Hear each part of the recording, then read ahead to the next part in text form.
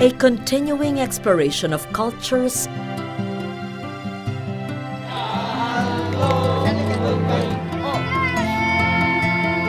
and people we share this country with. Colorful encounters with Filipinos who can, if we let them, enrich our own worldviews, our knowledge of ourselves. Nourishing, sheltering, healing, adorning. Celebrating the manifold ways of being Filipino. This is Dayaw, our knowledge, our pride.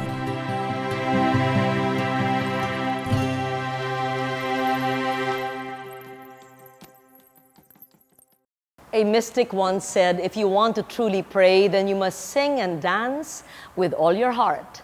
Indigenous peoples have been doing that for centuries.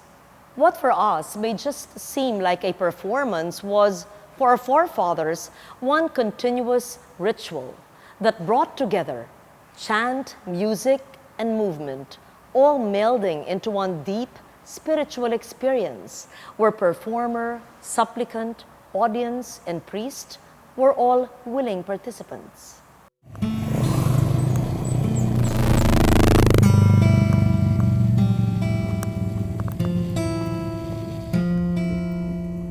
In the rolling hills west of Lake Cebu, teacher, cultural worker, and proud Tiboli, Rosie Sula, and her husband have inherited several fields planted to different native varieties of rice.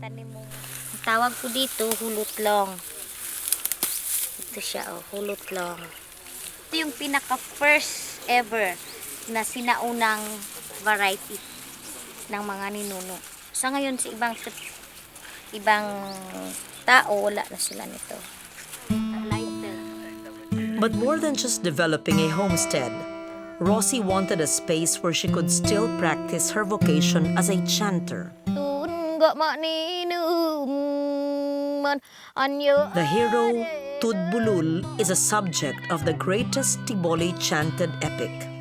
Here, Rosie chants the opening segments of the epic.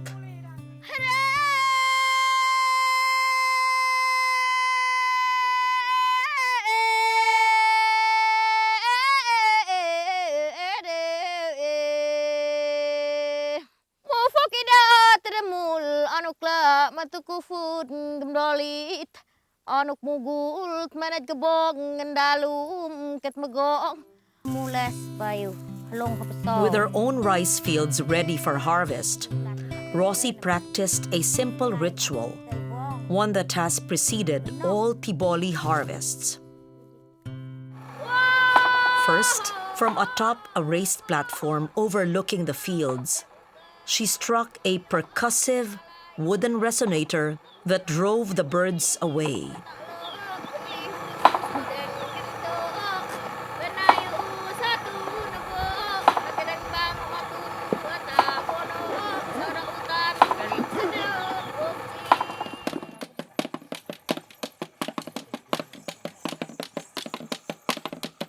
She also invoked the spirits to attend the harvest and ensure its success.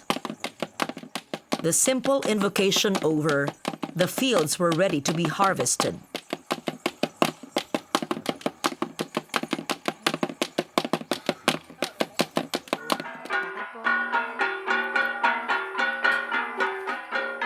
It has been the life work of Kalinga teacher and cultural worker Alonzo Saclag to document the vanishing lifeways of his people.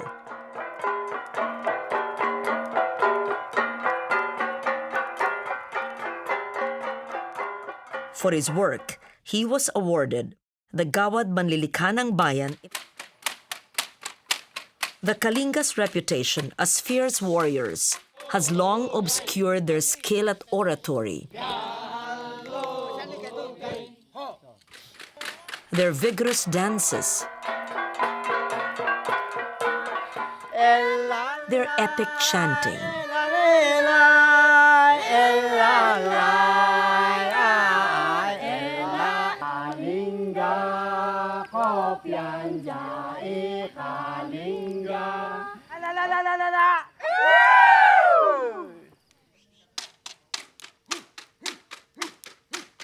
While most of us are aware of the Kalinga appetite for war and vengeance, very few know that they are also skilled, peace-pact negotiators. Saklag's mission, so to speak, has been to complete a portrait of his people, to record a culture of opposites and dualities, a people's character recorded in cadences both aggressive and gentle. Yun ay sayaw na kayasig dance. Para matrain ang mga tao na humawak at parang lalaki talaga ang kwan yun. Kailangan pakita na kahit weakling sila, kailangan palalakasin ang katawan. So makita mo sa dance at lalo na mga babae, ganda sabi nila.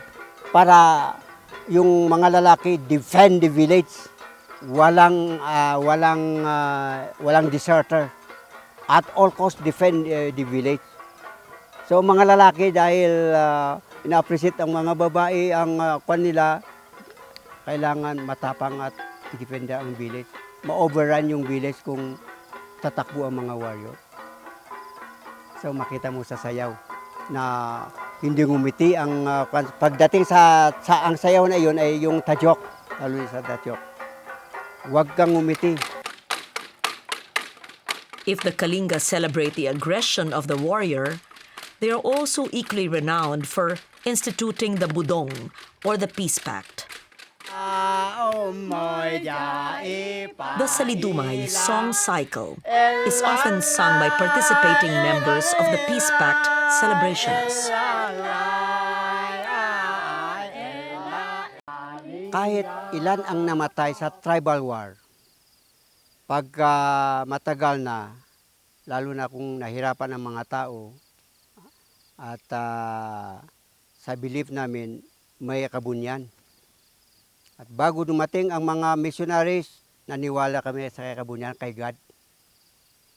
So, dahil God-fearing kami na Cordillerans, lalo na sa Kalinga, ay naisip ng mga elders namin noon, mga ninuno namin na ayusin yung problema, lalo na yung tribal war. Kahit ilan ang namatay. So pag naayos na yan, mag-celebrate nila sila. Kasi noon, pag may namatay sa tribal war, bawal ang sayaw, bawal ang kanta noon. Very sad ang mga tao. So para bumalik ulit ang saya ng mga tao, i-remedyo nila sa peace pact. So pag natapos na yung, nasettle na yung kaso, kahit ilan ang namatay, complete forgiveness.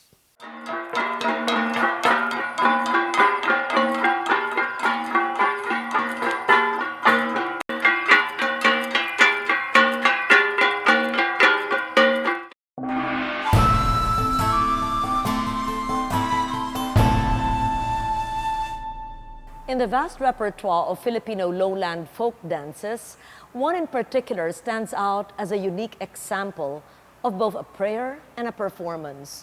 But it is also a mirror of idealized masculine and feminine behavior, and a joyful example of how lofty faith and one's own earthly humanity can come together in a spirited dance.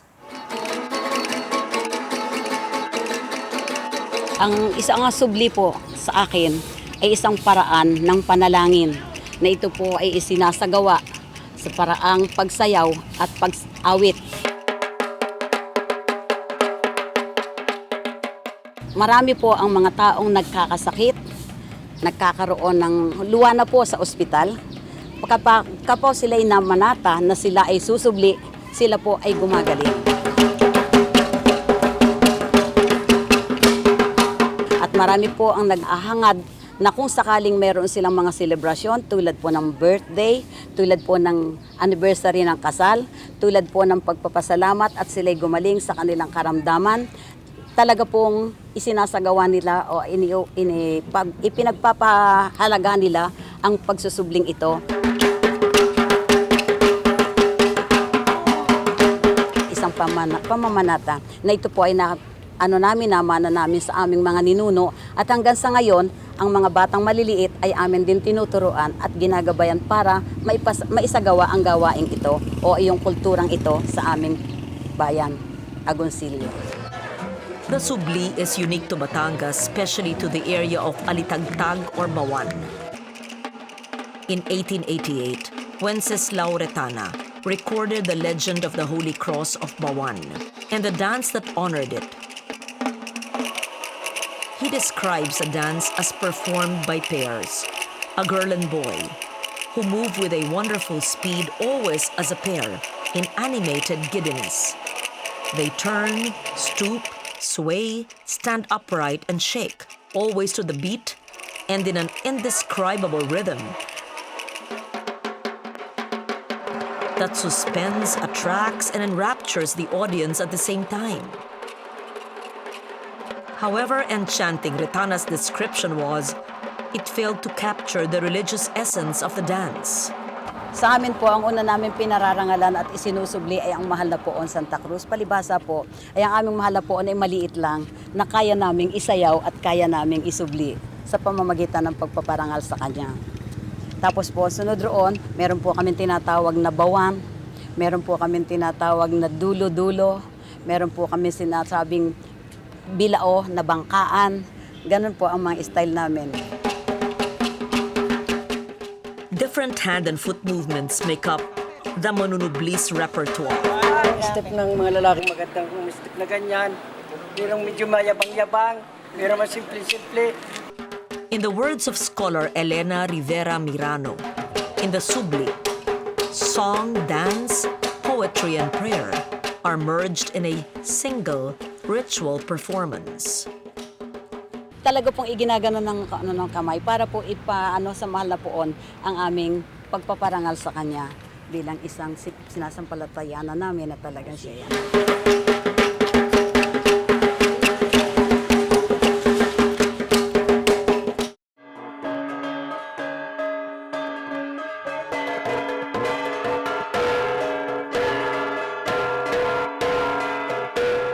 What could the Subli of Batangas have in common with the Bulul activation ritual of the Ifugao? Both combine dance, music, chant, and prayer into an experience of ritual.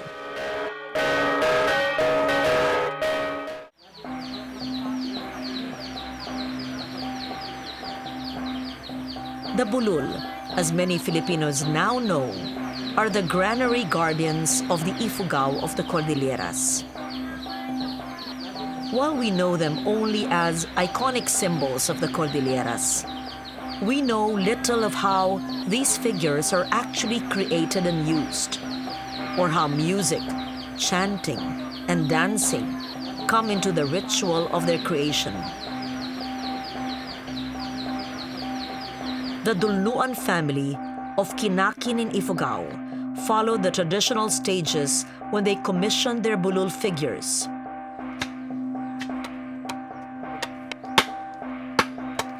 First, through the help of a mumbaki, a nara tree was chosen in the forest. The tree was felled and the figures sculpted. In contemporary times, modern chisels are used. But in the olden days, the bulul figures were carved with bolos and primitive adzes.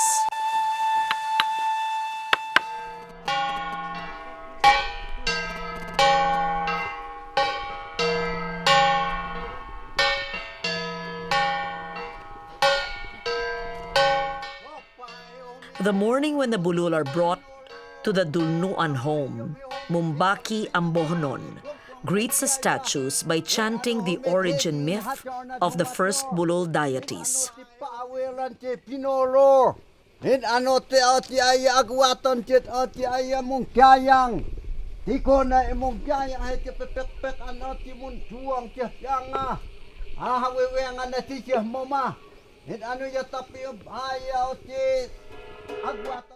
Then, Ambohnon, together with Mumbaki, Nabun, and the other kinsmen of the Dulnuan family, play the gangsa, or flat gongs.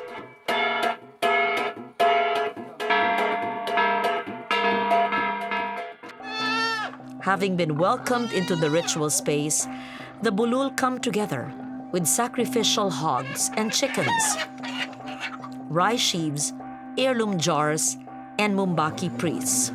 It is only the start of a ritual that will go on for the whole day.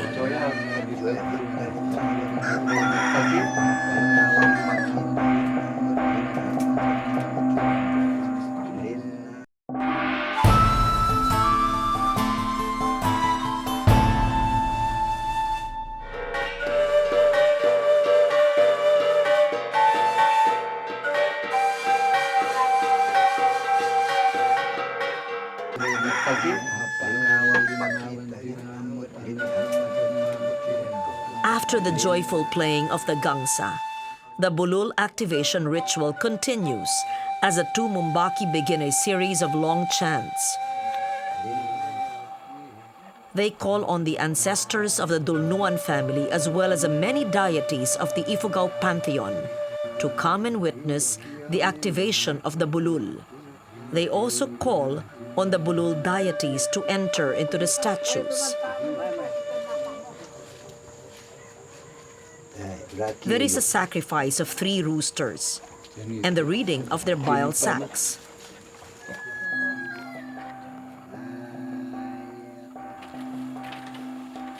The omens are good, and the chanting resumes. In an Ifugao ritual, the recitation of myths and legends is very much a part of the ritual cycle. By retelling these legends, the Mumbaki hope that the good that has occurred before will once again occur in the present.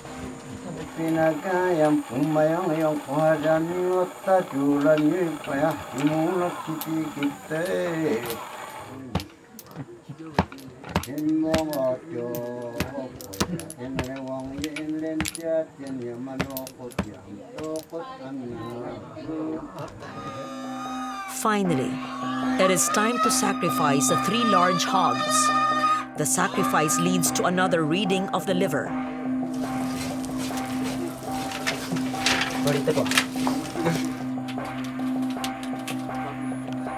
Buhay tayo at marami pang biyaya siguro may bigay sa atin. Maganda.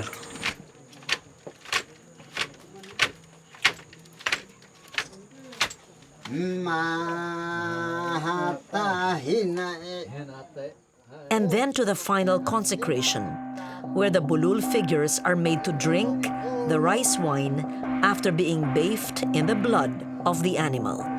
Only then are the Bulul considered consecrated. Mumbaki Ambonon ends the ritual by announcing to the community that the Dulnuan family has acquired a new pair of Bulul and will now feed the community. In his joy, the Dulnuan patriarch once again beats the gongs as his family dances in celebration.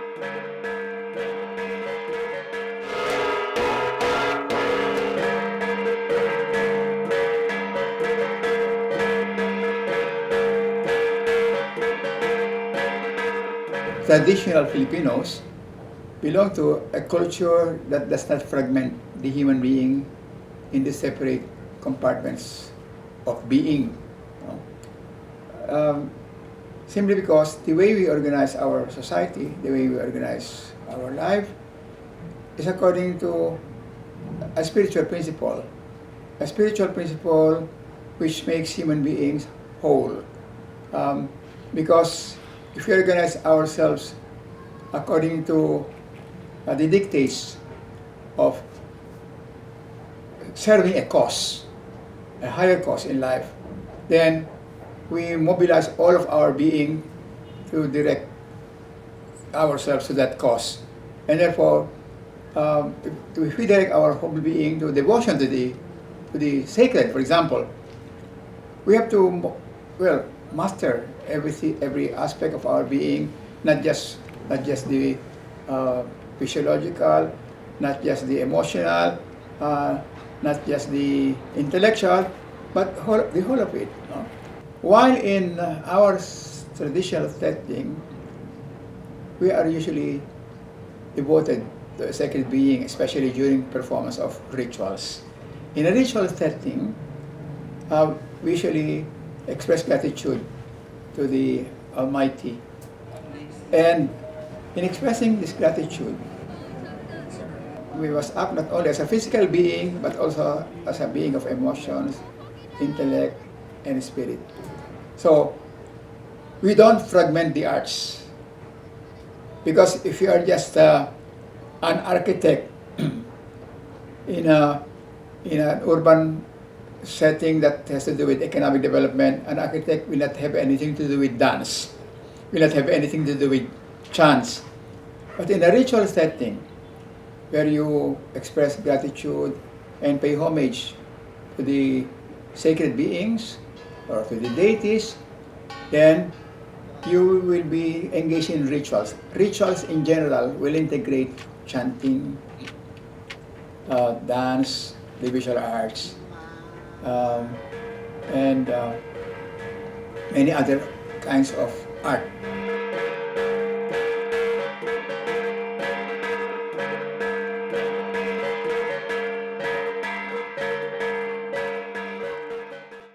Pagdiwang at Pag-Alay, to celebrate and to offer, to move and to pray, to lift up while remaining grounded in a sensual and vigorous grace, and to do all this while swept away by the pounding, all-enveloping music.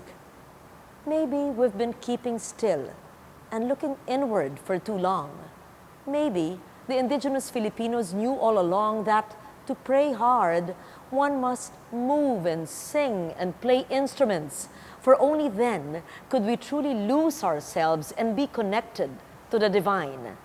More than just performances, these are traditions that are alive with Dayaw, our knowledge, our pride.